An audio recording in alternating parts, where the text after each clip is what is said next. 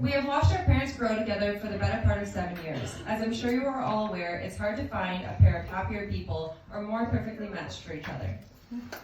I know just watching the two of them together has made ourselves and others look at the values in their relationship and what virtues hold them together through thick and thin. Through our observation, and some might even call it surveillance of them, we have put together a short list of values that form an acronym. These values represent the pillars that make their relationship so special, and we like to call it SING. S-I-N-G. Yeah, we sing a lot in this family, and it's a lot of fun. It's a great time for everyone. But this is an acronym. It stands for Serenity, Integrity, Knowledge, and Generosity. Now, hold on, Brian. Why did you use the word knowledge for our N-word? Or did you have a tough time in grade 4 English there, baby bro? So, while I admit that I might not have had straight A's in English, it was probably more to do that I was busy talking when I should have been listening. For the fact that I wasn't so good with it. I think I maybe only could type 20 words a minute, but I could talk a mile a minute. I don't think there's anyone here who would disagree with you. Right. So as I was saying before you cut my monologue short, there are no virtues that start with N. Go ahead. Google it. Pull out your phones. I'll wait. Oh, there's no internet service here. So I guess I'm right till the end of the weekend and everyone goes home. Oh, awesome. Thank you. Alright, before we get any more off track here, S is for serenity. Serenity is defined as being calm, peaceful, or untroubled. People like Dad and Brenda have a way of recharging people around them. When my battery's getting a little low, I just plug into them for a night or two, and when I carry on for the rest of my week, I feel happy and rested. They have matured the art of living easy, and it's an art they practice every day. So, whether it's the peace and solace they find in the company of each other, or the joy and comfort they bring to all their great friends, these two are the definition of untroubled. And even on a bad day, they are one another's rocks through thick and thin, now, forever, and always. They always seek to be by the side of the other as often as physically possible, and always take the time to make sure the other one is their number one concern and priority in life. The comfort and peace they find in one another is contagious, and it makes everyone around them feel a little bit more at home in this crazy world. So, I is for integrity, not only for the strong moral principles, but the integrity of the interwoven fabric that is their relationship. Separate they are strong, but together they become unbreakable. My dad has always been an example of integrity in my life. A little background, my dad enrolled in the Canadian Armed Forces at age 17 and served for 25 years.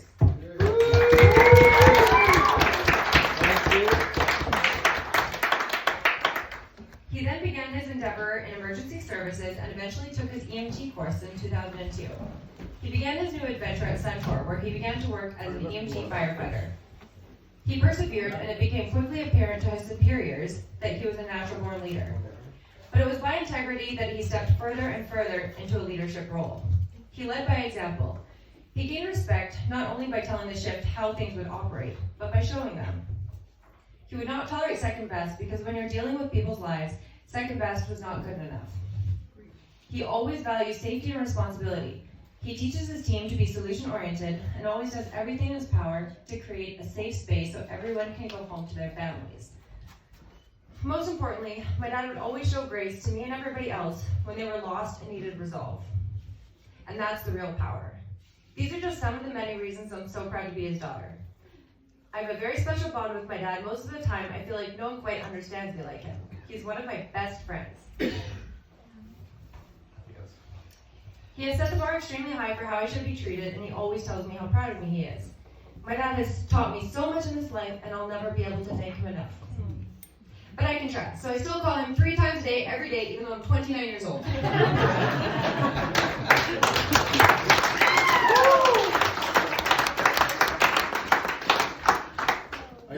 Two of them.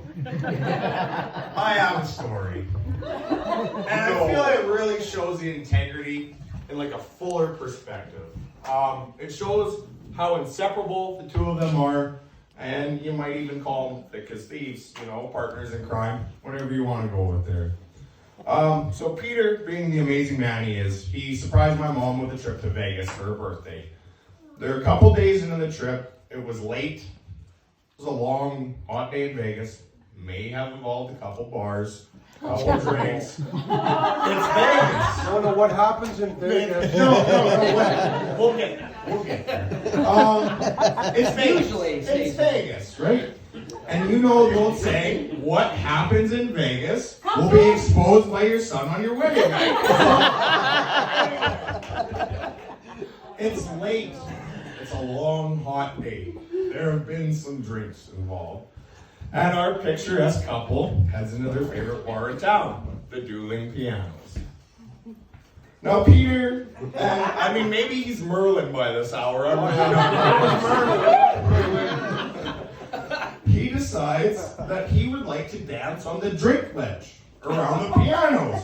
And he scampered up there as smoothly as I'm sure he would have in his 20s and 30s. But, you know, somehow in the process, he kind of upsets a table. He might have spilled, quoting the bride here, a small amount of beer on a man's pants.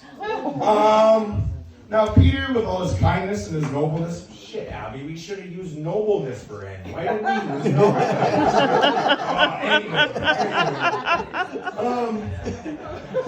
So Peter spills his drink on this man's pants. And he goes, all right, listen, what do you want? You want me to buy you a new drink? You know, I can clean your pants and, you know, have them, whatever, taken care of. The man's pretty content. His lovely wife, on the other hand, is not very impressed with this whole situation. Peter, once again, offers to clean his pants, offers to buy everyone around. They kind of needed a fresh drink anyway. But he's not buying it. He's not taking the bait. And Peter says, all right, like in all his wholeheartedness and nobleness to himself, he says, you know what? Fuck this. I'm going to dance on that bar. So, sometime in between the dancing and the singing that I'm sure ensues after this, security shows up to toss these two lovely people out of the dueling piano.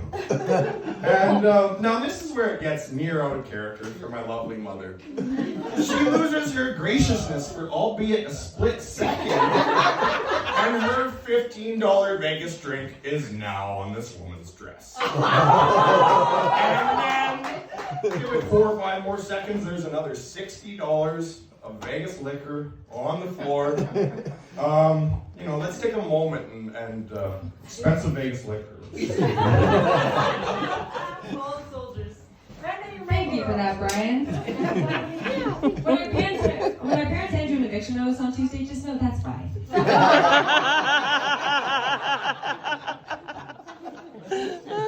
The next virtue we're going to talk about is knowledge. Apparently sounds the K, because the more you know. The first time I met Brenda, I thought I would gain a little knowledge on the situation. I wanted to have a little mano a mano, or should I say womano conversation with her, to gain a little insight on the first woman to date my dad. So I did what any responsible adult would do, and I drank 2 bottles of wine and asked her to talk. And it went a little like this. Brenda! Running intentions, my father. What are they? And her response was really, really good, but I just don't remember what she said. But that's not the kind of information seeking we're talking about.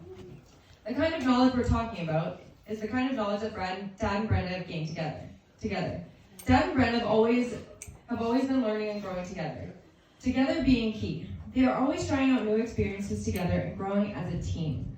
This year, they actually took up painting just because, and it turns out Brenda's a really talented painter. Dad's paintings are nice. They are always learning new skills together, and new ways of thinking, and most importantly, they're always learning more about each other. Oh, knowledge. This is kind of a in the eye of the beer holder term. My mother has bestowed me with a lifetime's worth of knowledge. How much I've soaked up, however, is probably up for debate, as long as the debate is between Slim and none. My mother's taught me just about anything you can imagine, from tying my shoes to riding a bike, which may have taken me 5 years longer than most. She taught me how to count back change in the store, and that the customer was always right, even if it meant cussing them out under your breath as soon as they left the building. She taught me to have fun, that life is about living it, not hating it. She's taught me perseverance, no news is good news, and that good things come to those who wait. She taught me how to cook great food, how to clean like you have OCD, and she's taught me that if your kid doesn't clean like he has OCD, simply close the door and pretend his room doesn't exist.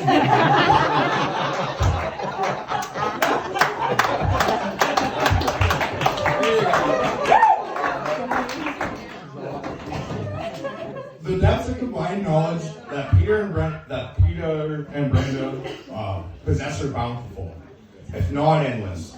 But I think their extensive knowledge of love and true compromise, a compromise without feelings of hurt or spitefulness, that's a knowledge that I think most of us here only could hope to possess, and I think that's the reason we're all gathered here today.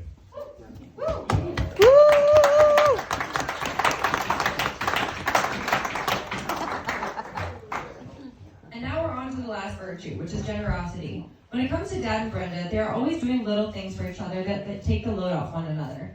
When both parties give equally, everyone's needs get met. That's true generosity. Not to give to get anything in return, but just because seeing the other person happy is enough. One year, they stopped by my house to drop off a birthday present. I had decided I was going to paint my house, like the entire outside of my house, siding and all, right before my birthday party. When Dad and Brenda rolled in, I was slaving away trying to get the last bit of painting done before the party. Dad and Brenda quickly realized that my backyard had turned into a full-blown Amazonian forest, as I had neglected to tend to the yard work in trying to get my painting done. Side note, I don't do yard work on the best of days. The two of them had plans to quickly stop by that day and give me my gift and be on their way. But as soon as they saw my dire situation, they clicked into landscaper mode. Before I knew it, Dad had the lawnmower out, Brenda was weed whacking and raking, and it was like a dream team of lawn-making Tasmanian devils. Before I knew it, my house was fully painted and my backyard was ready for the party. This is one tiny, tiny example of many, many I can think of. They are always helping me and others and surprising me when I'm in a bind.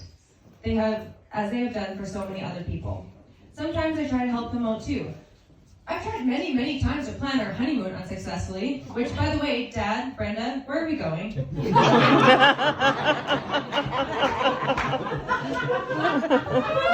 won't tell me. Oh, God. Do you have a DNA test? So I really can't say enough about the generosity of Peter and my mom. As I'm sure most of you are aware, I've spent the better part of 28 3/4 of my life living at my mom's. I spent times on the road for months at a time in the glory days of the oil field. However, it was always great to come home to a clean house and a home-cooked meal.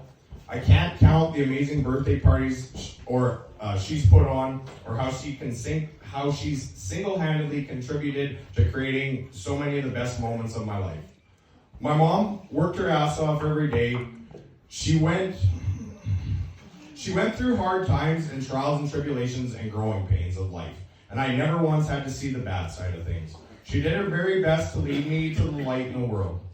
Peter has went out of his way by leaps and bounds to help me at every corner and inconvenience I have faced since becoming a part of my mom's life. He's had plenty of opportunity to tell me, "Kid, you really blew it this time." But instead, he's chosen to understand that sometimes life doesn't always go according to plan, and maybe still remembers at heart what it's like to be a young buck out on the town searching for the next Stella.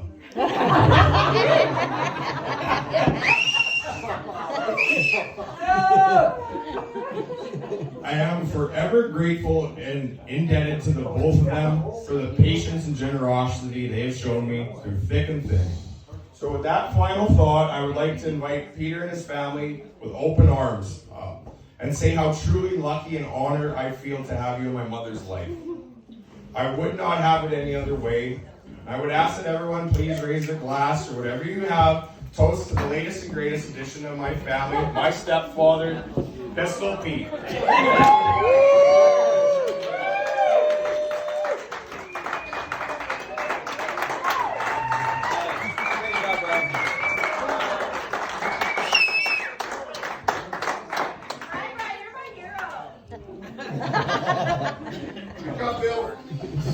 Where's Brian's birthday?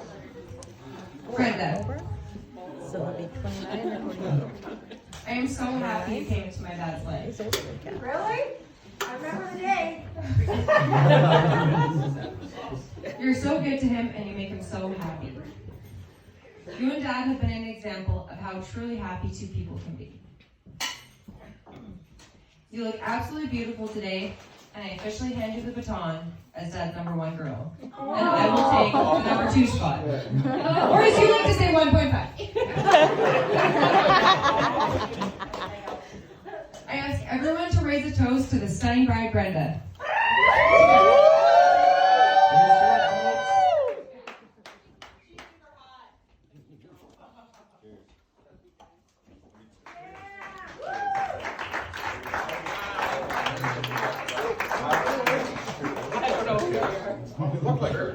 Thank you everyone for coming out tonight again, and now let's party!